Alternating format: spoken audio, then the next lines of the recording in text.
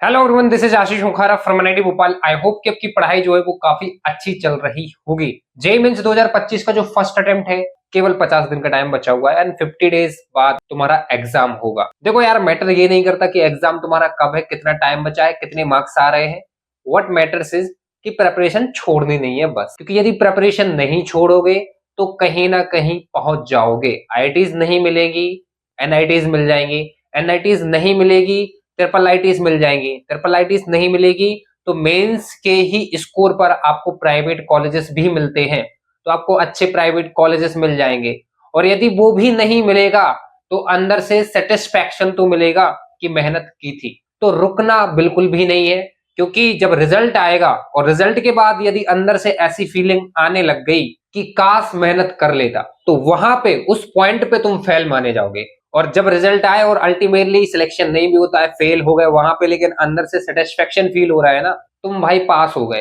क्योंकि 70-80 साल एटलीस्ट तो अपन को जीना ही है, मान के चलते हैं। 2-3 साल की प्रिपरेशन अपनी थी, बहुत ज्यादा लर्निंग्स अपन को मिली, कुछ और करेंगे लाइफ में। सो द थिंग इज कि फिलहाल 50 दिन अपना 100% देना है, जैसी भी कंडीशन हो, बस रुकना नहीं है। अब बात ये करते हैं, थोड़ा सा मार्क्स वर्सेस परसेंटाइल देखते हैं, रीजन भी बताऊंगा, थोड़ी सी मैं अपनी स्टोरी बताऊंगा और फिर एक स्ट्रैटेजी में आपको बताऊंगा। आपको वीडियो एंड तक देखना है, 2 x स्पीड पे देखो, बट फुल वीडियो जरूर देखना। और चैनल अभी तक नहीं किया है सब्सक्राइब तो सब्सक्राइब कर लो, ये चैनल आपकी काफी ज्यादा मदद करेगा। प्लीज सब्सक्राइब एंड वीडियो अच्छी लगती हो तो लाइक भी करना। सबसे पहली चीज तो ये है कि मार्क्स वर्सेस परसेंटाइल की मैं बात करूं तो मैं 3 रीजन बता रहा हूं, क्योंकि मैंने और भी वीडियोस देखी हैं यूट्यूब पर। जैसे मैंने एक वेदांतु वाले सर की वीडियोस देखी हैं, वो सेफ स्कोर ही 150 मान रहे हैं, मतलब 150 पे आपका 95 परसेंटाइल बनेगा एंड 220 प्लस पे वो 99 परसेंटाइल का बोल रहे थे। बट मेरे हिसाब से, वो हर्ष सर है, मैंने वीडियो देखी उनकी, but what actually I am just thinking कि फर्स्ट अटेम्प्ट भी है आपका। फर्स्ट अटेम्प्ट में बहुत सारे बच्चों का सिलेबस कंप्लीट नहीं होता है। हाँ, 2024 में वो 240 बारी बनी थी, थोड़ा उसको एक तरफ रखते हैं, क्योंकि वो जनरली नहीं होता है। क्योंकि अपन एक्चुअली वो चीज देखते हैं जो मोस्टली हुई है। ऐसा नहीं कि किसी एक शिफ्ट में यदि कुछ हो गया तो अपन उस शिफ्ट को देखेंगे, ऐसा नहीं करते ना। जनरल जो ट्रेंड्स होते हैं ना, अपन क्या देखते हैं, अपन देखते हैं मोड, कि मतलब मैक्सिमम टाइम्स क्या हुआ है। तो मैं मैक्सिमम टाइम्स यदि मैं आपको बताऊं तो जो फर्स्ट अटेम्प्ट होता है, सिंस फर्स्ट अटेम्प्ट तक मैक्सिमम बच्चों का सिलेबस कंप्लीशन नहीं होता है, आपका भी नहीं है, ऐसे मैक्सिमम बच्चों का नहीं हुआ, और कॉन्फिडेंस भी नहीं होता है, और फर्स्ट अटेम्प्ट में उतना आइडिया भी नहीं होता है। और जिनका सिलेबस कंप्लीट हो भी जाता है, वो मॉक टेस्टिंग एंड रिवीजन अच्छे से नहीं कर पाते। तो पहला रीजन तो ये है। एंड सेकंड जो रीजन है कि नेगेटिव मार्किंग है और ओनली 5 इंटीजर टाइप क्वेश्चंस है आपके, मतलब 5 क्वेश्चंस है, वो भी इंटीजर टाइप है, उसमें भी नेगेटिव मार्किंग है। तो यहाँ पे स्कोर करना बहुत ज्यादा टफ होगा। यदि मैं पिछले साल की मैं कंपैरिजन में बोलूं तो पिछले साल क्या होता था, 10 क्वेश्चन थे, 10 में से 5 करने होते थे, तो जो अच्छे से आते थे उनको बच्चे सिलेक्ट कर लेते थे। या फिर मैं मेरे टाइम में बताऊं तो मैं भी 5 तो करके आता ही था, क्योंकि 10 में से 5 ही सिलेक्ट करने हैं। बट अब 5 है और 5 ही कंपलसरी है, तो उसमें नेगेटिव मार्किंग ज्यादा हो गई। एंड सेकंड चीज, मैं बात कर रहा हूं एवरेज शिफ्ट की। तो एवरेज शिफ्ट और इन सब कंडीशंस को लगा के आपका 97 परसेंटाइल 150 मार्क्स पर बनना चाहिए, ये मेरी एक्सपेक्टेशंस है। बाकी अब देखते हैं और क्या होता है। इसके बाद देखो, कैंडिडेट्स भी आपके अराउंड 13 लाख जो है वो अपीयर होने वाले हैं, और 1-1.5 लाख आपका सेकंड अटेम्प्ट में और बढ़ जाएंगे, तो यूनिक कैंडिडेट 14 लाख हो जाएंगे। बाकी डरना नहीं है, क्योंकि कंपटीशन तो हर साल ही रहता है। ऐसा तो नहीं है कि इस साल ज्यादा कुछ होगा, कंपटीशन हर साल रहता है, तो ये चीज मान के चलो। और सीरियस बच्चे कम होते हैं, ये चीज है।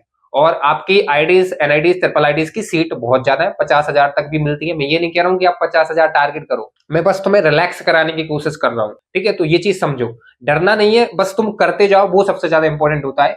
और 165 मार्क्स अराउंड 98 परसेंटाइल बनेगा, और यदि 99 चाहिए तो आपको 180 एंड 190 के बीच में मार्क्स स्कोर करने पड़ेंगे।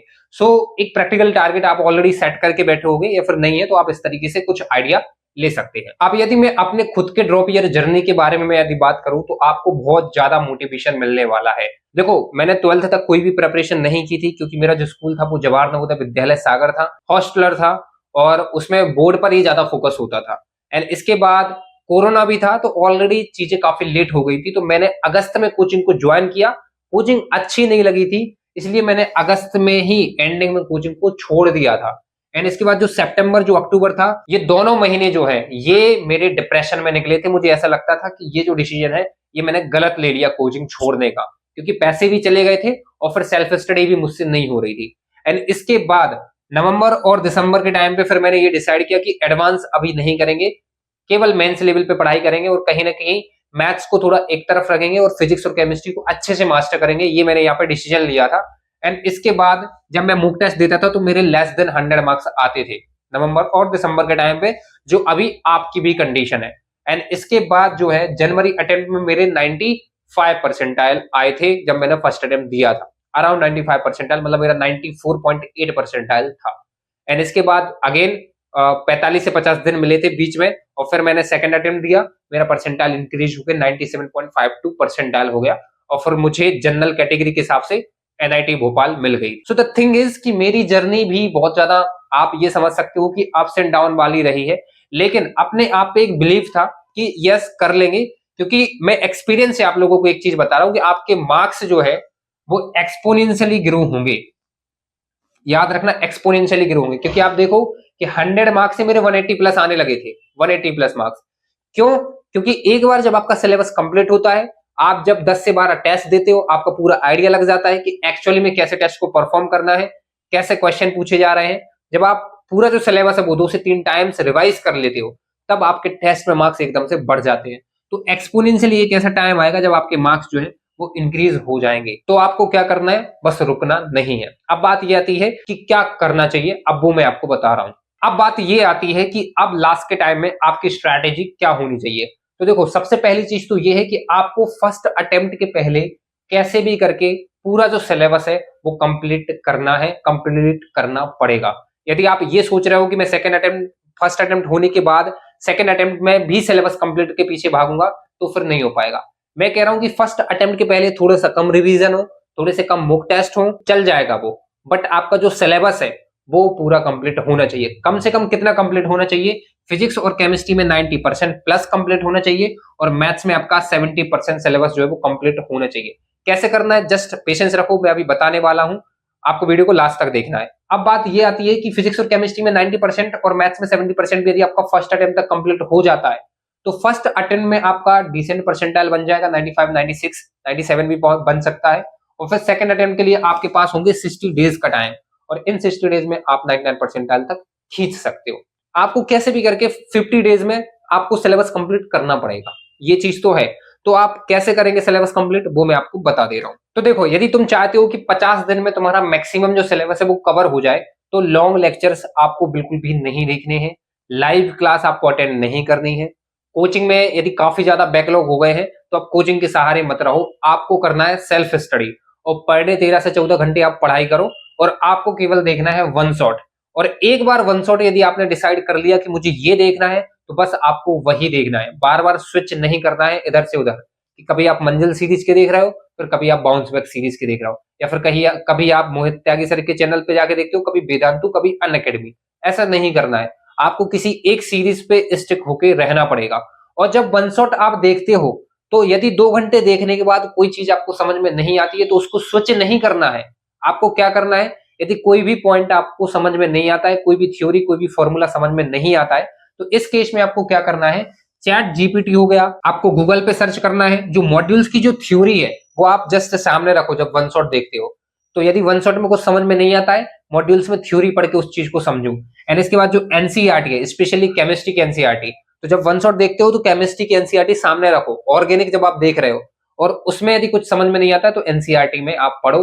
तो आपकी जो थ्योरी है वो वन शॉट प्लस इन सारे जो चीजें है ना, इन चीजों से यदि आप करोगे, chat GPT, Google, modules, theory, NCERT वगैरह, तो वो वन शॉट आपको पूरा जो थ्योरी है वो कंप्लीट करा देगा।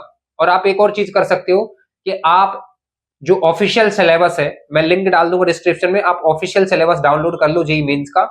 और यदि आपका वन शॉट के अंदर कुछ भी टॉपिक रह जाता है और सिलेबस में आप मैच करके देखो कि कुछ चीजें इन्होंने नहीं पढ़ाई हैं, तो फिर आप उसको थ्योरी मॉड्यूल से या फिर एनसीईआरटी से, या फिर वो पूरी जो थ्योरी है वो आपको चैट जीपीटी पे बहुत आसानी से मिल जाएगी, बिल्कुल जेईई के रेफरेंस पे। तो आप वहां से कर सकते हो, लेकिन देखना आपको वन शॉट ही है।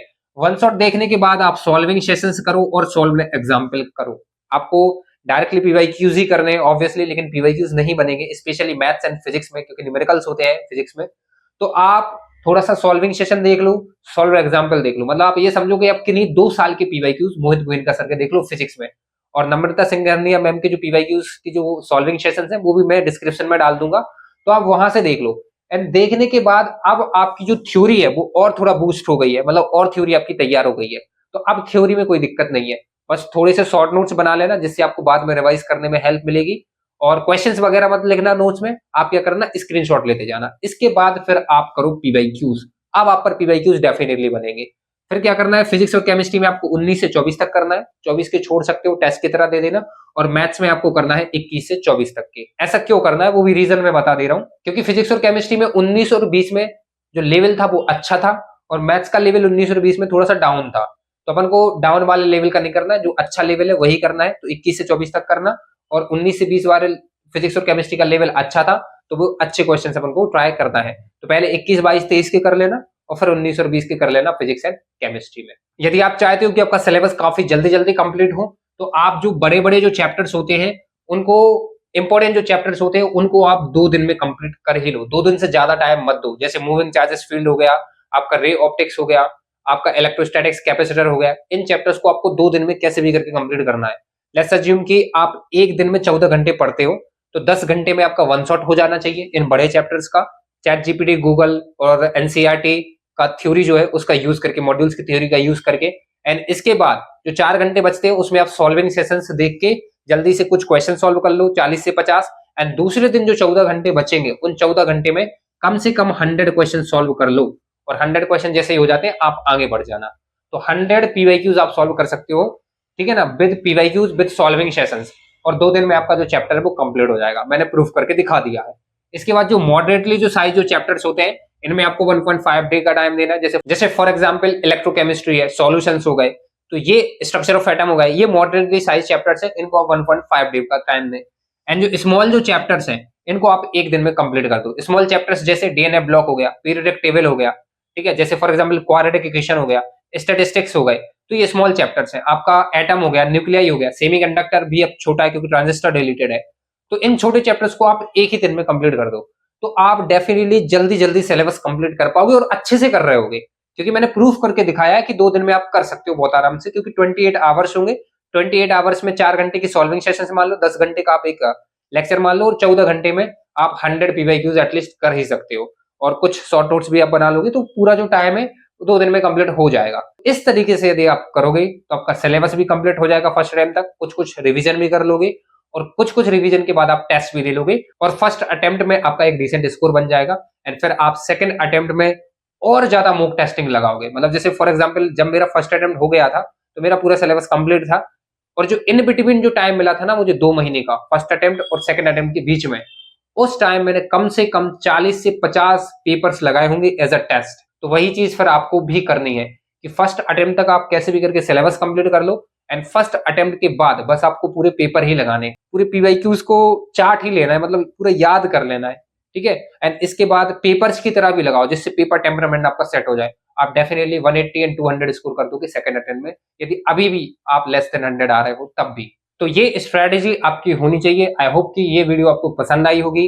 वीडियो को लाइक करना और चैनल को सब्सक्राइब जरूर कर लेना। Thank you for watching.